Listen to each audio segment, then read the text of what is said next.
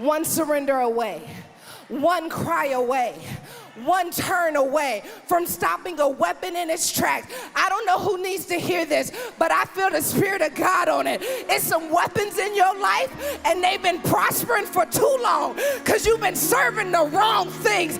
But I hear God saying, if you serve me, I'll stop every weapon, every tongue that rises up against you.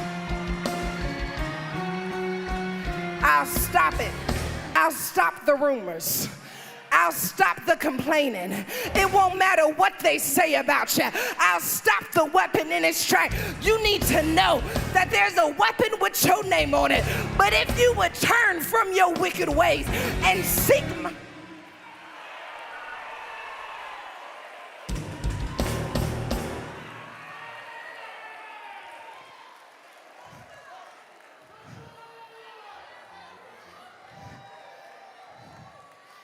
Some of these weapons are prospering.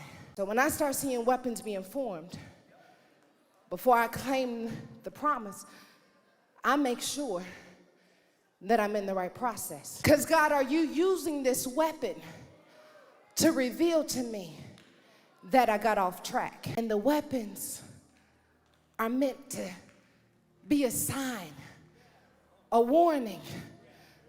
Because one of two things are true. The weapon has formed, and it's meant to bring you to your knees. Or you focusing on the weapon is a distraction because you know you in the will of God. So I want to speak for a minute to someone who sees the weapons being formed. And as far as you know, you're doing everything God told you to do.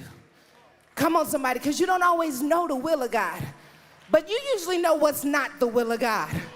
So God, I'm doing everything that you asked me to do. And it feels like the weapon is still prospering.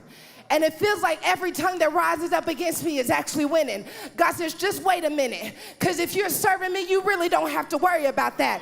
Because when I said no weapon formed against you will prosper, and every tongue that rises up against you I will condemn, I meant that thing. That means you stay focused on where I placed you, and I'll take care of the weapons.